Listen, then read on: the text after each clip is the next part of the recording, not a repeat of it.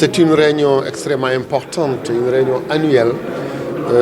En principe, cette réunion est présidée par le président de la République.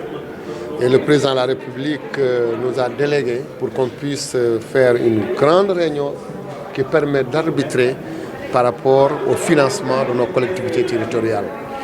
Comme vous le savez, chaque année, on a ce qu'on appelle le fonds de dotation de la décentralisation, également le fonds d'équipement des collectivités territoriales.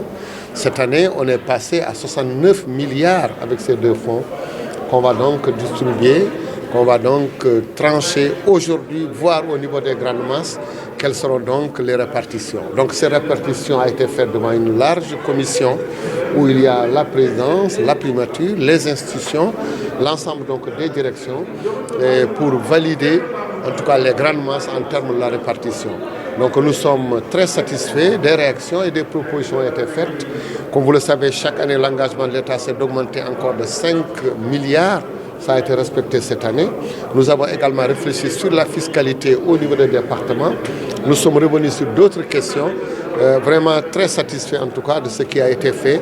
Et globalement, donc, tout a été validé par rapport à ces propositions qui permettent donc d'accompagner les collectivités au niveau des maires du Sénégal et au niveau des départements du Sénégal. Et justement, quels sont les critères de sélection Il y a plusieurs critères. Comme vous le savez, on parle donc de la population, on parle également de la ruralité, de la pauvreté, etc. Donc c'est plusieurs critères.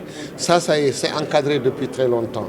Et nous avons réussi en tout cas cette année aussi à appuyer d'autres structures qui sont là, qui font beaucoup.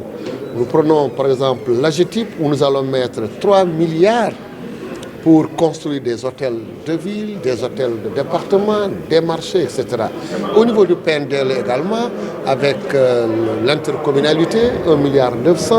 Et nous sommes en train aussi d'appuyer l'ADEME par rapport également au PACASEN urbain, etc. Donc c'est dire que tous ces projets extrêmement importants présentés ici avec l'ADEL, l'Agence de développement local qui cette année également a été beaucoup appuyée pour faire face vraiment aux urgences pour qu'en définitive qu'on puisse réaliser ce qu'on a dit, donc des territoires viables, des territoires compétitifs et également des territoires qui portent des projets de développement économique et social de notre pays.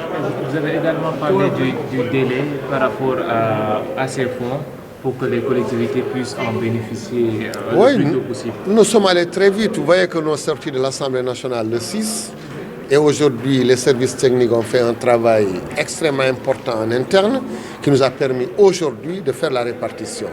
Et avant donc le 31 de ce mois, avant le 31 donc mars, ça va être viré au niveau des collectivités, mais avant même la fin de ce mois, nous allons informer, nous allons donner pour chaque collectivité les montants qui pourraient leur être affectés au niveau des deux fonds pour qu'ils puissent également l'intégrer dans leur budget primitif. Et donc voilà, la nouveauté, c'est extrêmement important. Il faut qu'on maintienne ce rythme pour qu'on puisse, à la fin de l'année, dire pour chaque collectivité, voilà ce que vous avez en termes d'accompagnement. Et au mois de mars, qu'ils puissent avoir la disponibilité de ces fonds.